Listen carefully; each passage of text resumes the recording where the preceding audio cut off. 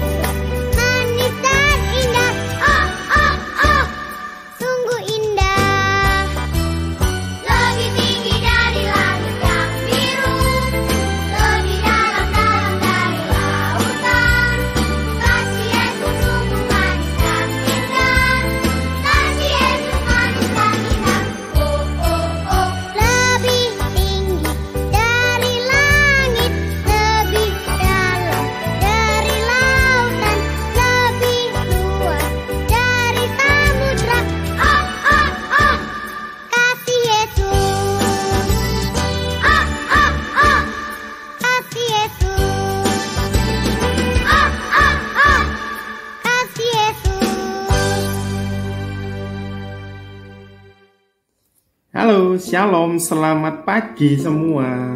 Bagaimana kabarnya? Om Dwi berharap semuanya sehat dan tetap bersemangat. Kita sempat ibadah onsite, tetapi sekarang kita kembali ibadah online. Tidak apa-apa ya. Yang penting kita terus setia beribadah kepada Tuhan. Sebelum kita mendengarkan firman Tuhan, mari bersama-sama kita akan berdoa. Mari kita berdoa, lipat tangan, tutup mata ya. Tuhan, terima kasih untuk hari ini kami diberi kesempatan kembali untuk belajar firman Tuhan. Kiranya firman Tuhan boleh kami dengar dengan serius, dengan pikiran dan hati yang terbuka untuk siap dibentuk oleh Tuhan. Sehingga firman Tuhan ini benar-benar boleh berakar, boleh bertumbuh, boleh berbuah di dalam kehidupan kami. Terima kasih Bapa, terima kasih sungguh kami menyambut firman-Mu dengan ucapan syukur di dalam nama Tuhan Yesus Kristus. Haleluya. Amin. Oke, firman Tuhan hari ini temanya adalah kepada siapa kamu percaya? Kepada siapa kamu percaya? Yuk, ada yang mau jawab? Tuhan. Oke, betul. Kepada Tuhan kita harus percaya, bukan kepada yang lain. Meskipun seolah-olah yang lain itu juga punya kuasa, seolah-olah yang lain itu juga hebat gitu ya. Tetapi kita mau tetap percaya kepada Tuhan. Nah, hari ini kita akan belajar dari bangsa Israel. Mereka diingatkan oleh Nabi Yeremia supaya mereka tetap percaya kepada Tuhan, tidak beralih kepada Allah yang lain yang disembah oleh bangsa-bangsa di luar Israel. Yuk kita belajar, yuk kita buka Alkitab kita di Yeremia pasal yang ke-10 ayat 1 sampai dengan ayat yang ke-16. Sekali lagi ya, Yeremia pasal yang ke-10 ayat 1 sampai dengan ayat yang ke-16. Kita baca ya ayat 1. Dengarlah firman yang disampaikan Tuhan kepadamu, hai kaum Israel. Ayat 2. Beginilah firman Tuhan, janganlah biasakan dirimu dengan tingkah langkah bangsa-bangsa. Janganlah gentar terhadap tanda-tanda di langit, sekalipun bangsa-bangsa gentar terhadapnya. Sebab yang disegani bangsa-bangsa adalah kesia-siaan. Bukankah berhala itu pohon kayu yang ditebang orang dari hutan, yang dikerjakan dengan pahat oleh tangan tukang kayu? Nah, bangsa Israel diingatkan oleh Nabi Yeremia supaya mereka tetap percaya kepada Tuhan, bukan percaya kepada apa tadi bahasa yang dipakai di sini, yaitu percaya kepada berhala yang berupa kayu, terbuat dari kayu, bisa berupa patung, bisa berupa menyerupai apapun. Nah, karena bangsa Israel pada waktu itu berada di tengah-tengah bangsa yang menyembah berhala, sehingga Nabi Yeremia mengingatkan kepada mereka supaya mereka jangan kamu percaya kepada berhala. Berhala itu hanya kayu, buatan tukang kayu. Tidak berkuasa, tidak bisa berbicara, pindah aja nggak bisa gitu ya. Masa benda mati kamu sembah? Jadi Nabi Yeremia mengingatkan bangsa Israel supaya mereka tetap percaya kepada Tuhan. Yuk kita lanjutkan ayat yang keempat. Orang memperindahnya dengan emas dan perak. Meskipun berhala itu kesannya indah, terbuat dari emas, dari perak, tetapi mereka tetap benda mati. Jadi Nabi Yeremia mengingatkan jangan menyembah patung berhala meskipun itu terbuat dari emas atau perak. Orang memperkuatnya dengan paku dan palu supaya jangan goyang. Ya, berdiri aja susah. Mereka harus dipaku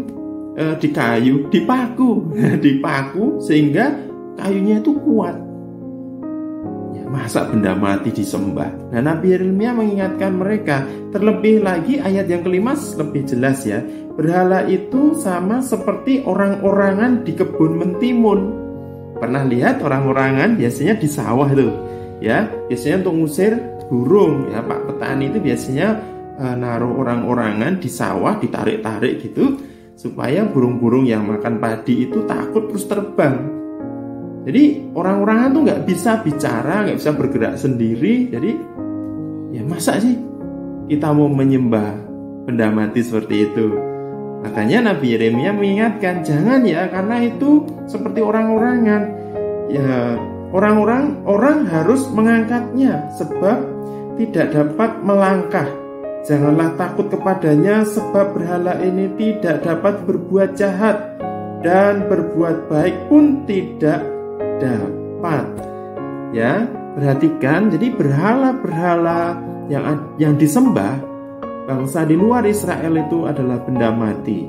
Dan Nabi Yeremia mengingatkan ke bangsa Israel, jangan kamu menyembah berhala. Jangan kamu menyembah selain menyembah Tuhan. Ya, ayat yang ke-8 lebih jelas lagi kenapa tidak boleh nyembah berhala. Berhala itu semuanya bodoh dan dungu, ya. Petunjuk dewa itu sia-sia karena ia hanya kayu belaka, ya. Berhala itu bodoh, dungu, tidak dapat bicara, tidak bisa bergerak, tidak bisa berbuat jahat, tidak bisa berbuat baik. Karena apa? Benda mati. Oke ya, sampai di sini jelas ya. Jelas enggak? Ya, Undi berharap jelas. Kenapa sih Nabi Yeremia sampai harus mengingatkan bangsa Israel? Karena mereka bisa melihat berhala-berhala itu, wah, kayaknya ini bisa dilihat nih. Kayaknya ini bisa dibawa-bawa. Kayaknya bisa, wah, tak pakai untuk apa ya? Jimat gitu ya. Sedangkan Tuhan nggak kelihatan. Oh, gimana ya? Jadi mereka memilih untuk hal yang kelihatan tapi nggak punya kuasa.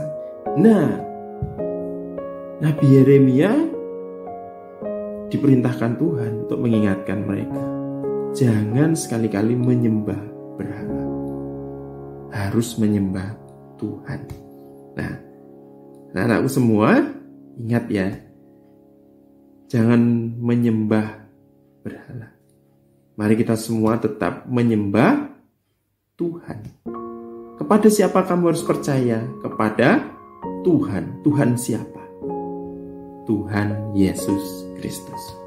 Kenapa sih kita harus percaya kepada Tuhan? Jawabannya ada di ayat yang ke-12 dan 13. Om dibaca ya.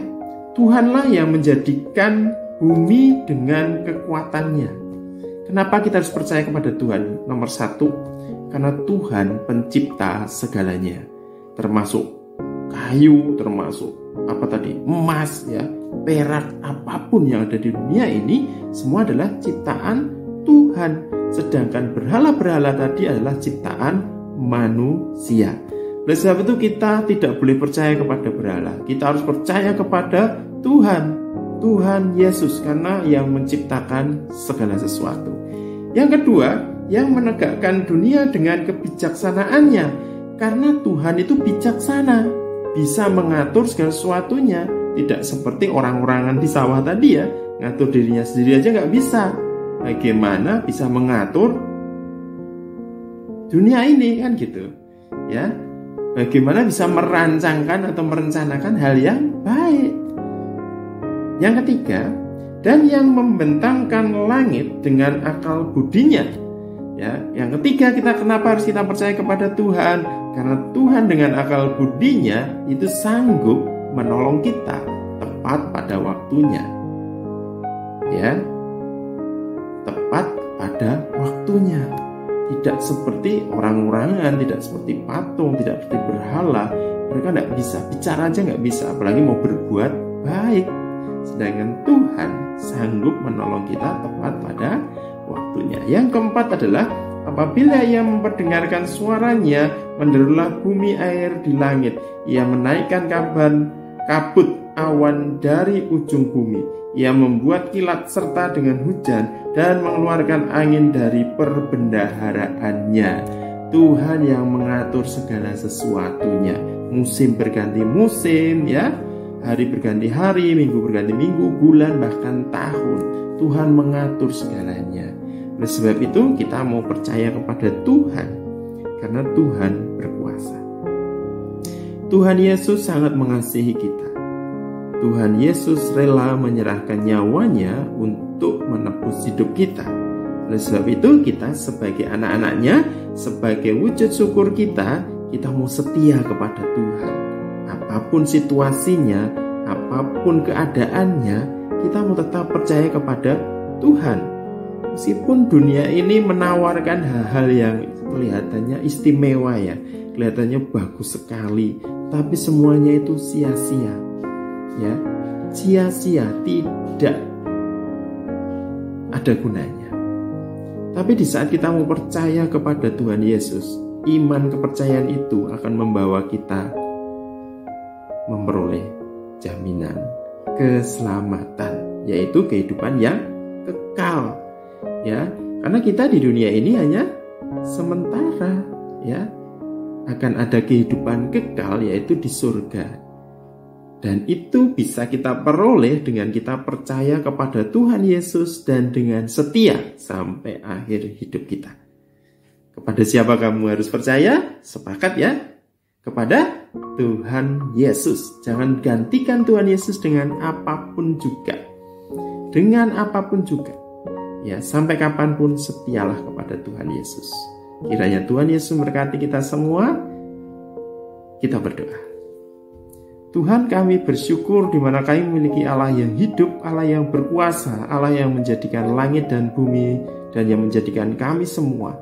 Dan juga Allah yang mengatur segala sesuatu, Allah yang memberikan pertolongan tepat pada waktunya, Allah yang mengatur setiap musim kehidupan kami. Terima kasih Bapa, terima kasih untuk kasih setiamu, dan ajarlah kami anak-anakmu tetap setia sampai akhir hidup kami. Terima kasih Tuhan untuk firman-Mu pagi hari ini, dan kami siap untuk menjalani hari-hari kami dengan kekuatan dari Tuhan dan bersyukur karena kami memiliki Allah seperti Engkau. Terima kasih Tuhan Yesus, kami berdoa hanya dalam nama-Mu, Tuhan Yesus Kristus. Haleluya, amin. Amin. Tuhan Yesus memberkati. Sudah dengar firman Tuhan dan sudah memuji Tuhan kan? Saatnya kita akan menghafalkan ayat emas. Ayat emas minggu ini ada di Yeremia 10 ayat 6. Ya, Yeremia 10 ayat 6 yang bunyinya, tidak ada yang sama seperti Engkau, ya Tuhan. Engkau besar dan namamu besar oleh keperkasaan. Ya, sekali lagi ya, Yeremia 10 ayat 6. Tidak ada yang sama seperti Engkau, ya Tuhan. Engkau besar dan namamu besar oleh keperkasaan. Oke, ini ayat emas untuk minggu ini.